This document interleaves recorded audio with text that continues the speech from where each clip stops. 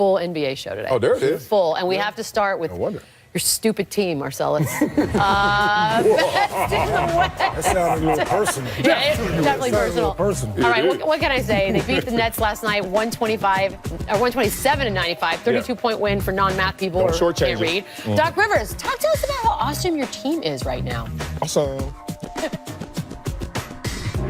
You know, we're all saying you're like the best team in the league now. No. Do you not want that? I don't care, really. I mean, at the end of the day, we like us. As good as we're playing, and I said it before the game, we can be a lot better. Shout out to Ramona. Your reaction? Oh, my reaction is just simple. It's my favorite time of the show. It's our time for our weekly segment, Clip City, Chip City. Roll it, Kathy. Marcellus, Wiley. Yeah, Clip City, Chip City. Clip City, Chip City. Yep, this is a super team. Clip City, Chip City. Clip City, Chip City time. Clip City, Chip City. Oh, let's not let these numbers get in the way of a story. Look at this. This is the NBA standings as reported on NBA.com. That's right. They write Clip City, Chip City now. And then I look down at some of the bottom teams. Oh, is that you, Michelle Beadle? Yeah, but you know what I like to do at this time of year, Marcellus? What? I like to take a long look at my pug calendar and see what month it is and realize none of this matters. Oh, none of this matters None now. of what you're trying to point out right. Talk to him, Kenyon. No, none of this matter right now. 11 games? Yeah. 11 games? It beats the alternative of losing 10 of the 11 games. We won 10 of the 11 games by an average score of what, like 11 points? By a lot. Blowing Yeah, teams you're doing things. out. Come on, Kenyon. It has nothing to do with it's November. We ain't even made it to Thanksgiving yet. Okay, hold on. Last November, I was hearing about this Golden State team on their quest, and it ends up 73 wins. So every step of the way, every step of the process is supposed to matter. You guys always spitting out these cliches. You got to go out there and play every single play every single day. Now, we're doing that, and all of a sudden, you don't want to give us credit. I'm giving them credit. They 10-1. Do they look great? Are they the best team right now? You don't win it right now. Damn you. June is when it counts, man. June is when it counts. Right now, I don't. Can you give me something to hope for? Well, they're playing great. They're beating teams at the crib, 20+ every night. There you go. It's a great time for the Clippers. Better team than we've ever seen. What do you see that's going to fall apart for them eventually? Wow. I don't wish no downfall on no team, but there you go. They haven't made it out of the second round, so we'll see. Oh, you see? History. Oh, I see. I heard history right there. I've been a part of it. We can't live in the moment, but we can live in the past. I've been a part of it. Thank you. That was great advice. It's true. I don't want to squash your party, Marcellus. Yes, you do. I know. Let's talk some more hoops. Last night, Russell Westbrook got teed up for what appeared to be an accidental kick to Kentavious Caldwell-Pope's groin. Now, as you might have imagined, he was not happy about the call, and neither was our NBA writer Royce Young with the following tweet. Clearly a ridiculous call on Westbrook, especially because the rule states, quote, unnatural acts. That was not unnatural. It was just bad timing. Look, this is a post-Draymond kicking people in the groin world, and you have to take everything into consideration. So, that being said, is that technical outrageous? It's the NBA, man. This call is unreal, man. The guy's behind him, so is he supposed to turn his head? I don't know. He's shooting this way, turn his head around and see where he is. So you got a problem with It's accidental. Hey, hold on, accidental Seems kick. like Hold on, it. you trying to say direction determines intent? No, you can kick me from the back, and then all of a sudden that means that you maybe didn't try, or maybe you did try. So that's $1,000. He loses $1,000 because of that. You think that's real? Yeah, because look, we're not going to talk about intent. We're going to talk about result. We're going to talk about the rights of 2 balls and a strike. We're going to talk about the fact that if you sit there, the balloons are like, dude, I'm just sitting there playing basketball and you do something that's wrong. And I don't understand you because you should be on my side with this because you've been the victim of something like this before. If we can see some of this footage of you taking an L. Don't do this to my friend. Oh, look at that. See? It wasn't a technical then. It's actually fair. In that NBA, I'm sure it wasn't technical then, so why is it technical now?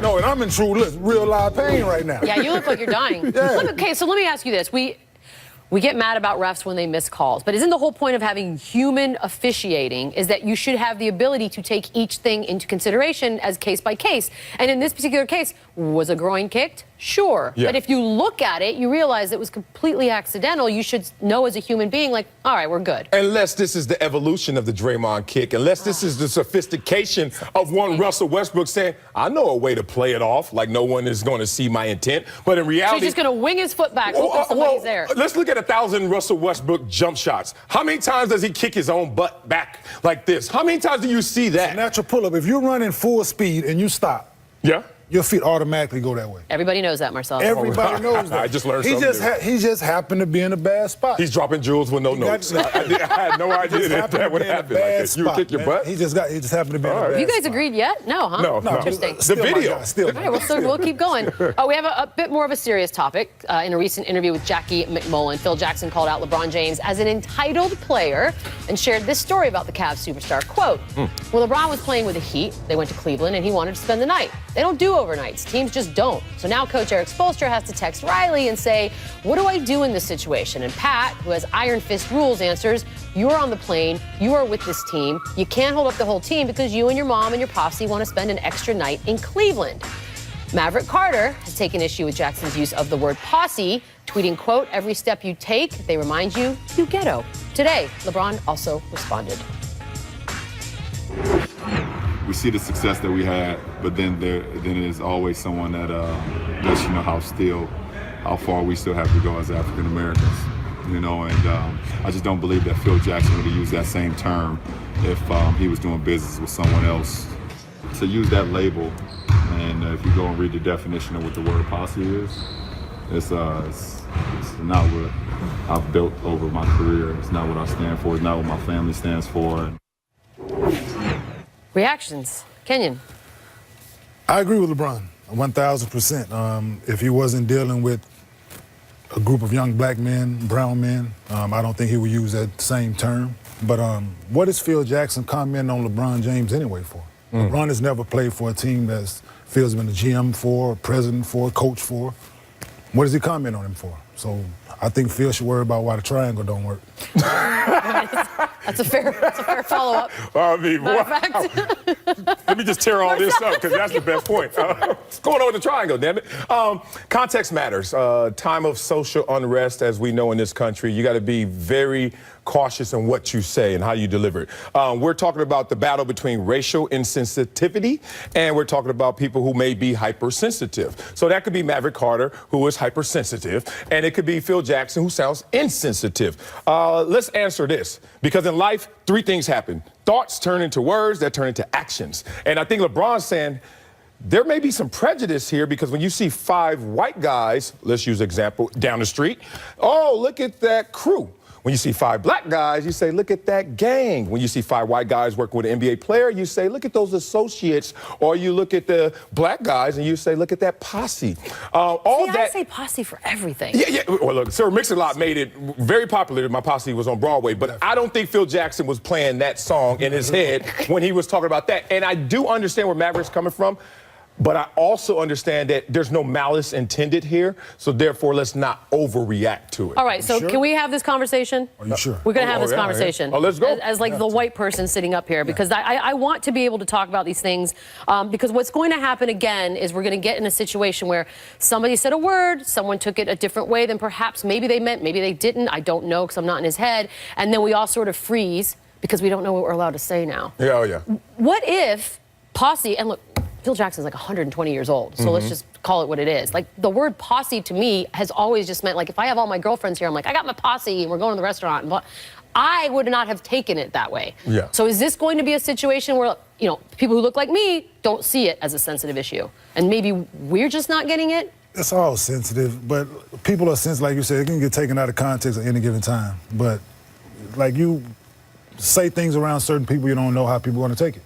You know, so let's... I'm afraid to talk. Yeah, well, don't be afraid to talk. Let's just keep your comments to yourself. What happens when they ask? Like, when they, you know, they're always asking everyone about everybody. What colors this situation, no pun intended, is the fact that he was being derogatory towards LeBron. He was basically calling LeBron out for being a diva. So if he would have said his buddies, but then we would not be here. But then the alignment of, okay, you're calling them out, you're being derogatory, and then you use this term, that's not a flattering term in that context. So Phil Jackson, the master. So I'm asking you, if he would have said, they're in Cleveland, he wants to have a night out with his mom and his buddies, Yeah. This is not a topic? Maverick shouldn't have had a problem with that, but Maverick, obviously, being a buddy converted to a business associate is going to be sensitive. Himself as businessman, right? Not it's as weird when people accuse you of getting your job through different means, isn't it? It's so unfair. All right, we're going to take a break and get back to more fun stuff. Last night, Marcus Smart got out of getting posterized by flopping to the ground. Oh, Kenyon.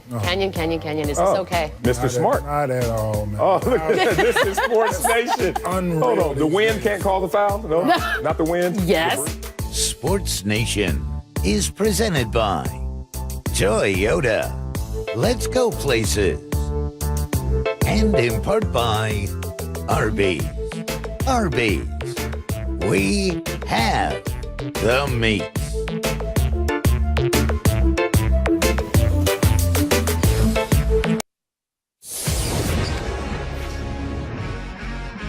Welcome back to SportsNation, presented by Toyota. Can you tell us the origin of your nickname? Well, I didn't name myself. Okay. It was actually given to me, God. Go on. Maybe you've heard of it. It was in my dream. So, was he in person? Did he have a face? Did he have a face, or was he a disembodied voice? Kind of. It was like a half face, and it was shadowed. What did the face look like that you saw? It was like behind the curtain. It was like, I'm gonna name you Swaggy. I was like, who is that? He said, God. I'm God. Wait, half of it was like, he was hiding like a black curtain. It was a black curtain, and he was peeking behind. And he seen me. Kind of a creep. Yeah, not a creep, but like, he didn't really want me to see him, but I seen him. Got you. Did he add the P or did he say Swaggy? Did he say Swaggy? P. He said Swaggy. Yeah, he said P. I was like, what the P? And he said, you don't know. Let's go. No, that obviously was Swaggy P. Although I believe we call him Uncle P. Uncle P. Now that's him talking. So now is he going to have another story about how he got the Uncle P, or is that just obvious? I don't know. I just want to see the bedtime scene again. I just want to see his prescription list. He was having fun in that bed by himself. Forget God. It was good. Let's talk more NBA. Stop playing. This week, friend of the show, by the way, Brian Scalabrine sparked a crazy rumor on SiriusXM Radio that the Warriors are looking to trade Klay Thompson. Steve Kerr? Did you see what Scalabrine said about a possible Klay trade, and what did you think of that? Oh, what? Possible Klay Thompson trade? Really? Yeah. No, Brian hasn't called me yet, so if Brian wants to call, then I'll get Bob on the phone, and then Bob and I can pick his brain, and we'll figure out what we should do. I think our guys know that that stuff is, almost always just BS. It's always crazy until it's not. Yeah. But let me ask you this. It's not that absurd. I mean, it could happen someday, right? Not based on any of this, but... I think it's absurd. One, because... Really? Well, why would you want a collection of the 4 All-Stars that they have to just say, no, we actually only wanted 3? Like the whole Durant... Because maybe you need something that you just don't have to get you over the hump. Well, yeah, they do need defensive presence. They do need some size in the paint. I give you all that. But when you get this thing to work the way it's supposed to work, it's going to be special. Even as a Clipper fan, I'm sitting there like, if they're hot on that night, you're not beating them that night. You can wear them down over a series. You can beat them up. But when they're clicking, they're clicking. But this is just an inevitable consequence of when the stories used to be about what the facts were back in the days. And now, the good old days. Now it's just content-based. We got to fill the time. We got to fill the space. We got to fill the pages. And that's what this is. Yeah, I agree. It's just one of those things. It was somebody's opinion. And it grew legs. It did. But if someone is to get traded, it might be Klay. So that's what I'm saying. No one's untouchable. That's a conversation. If you have to get rid of one of the big boys. If you have to get rid of one of them to boost their bench up, because they have no bench right now. But he's the best defender of all of their backcourt. So when Steph is running around shooting threes and say, I don't have to play defense, Klay is the one playing defense and getting shots up. I think that would be disastrous. That's the same reason why Jerry West went and put his career on the line. Said, if you get rid of Klay 2 years ago, I'm going too. And then obviously that worked out for him. You don't get rid of Klay. He's too special. I agree. It's just, like I said, it's just one of them things that grew legs. They got a good thing going right now. It's just not getting going. They still learning to play with basketball with one another. Yeah. We'll see. This is why I warned my mom to stop reading everything on Facebook. It's not a fact. Next topic, Celtics Pelicans last night.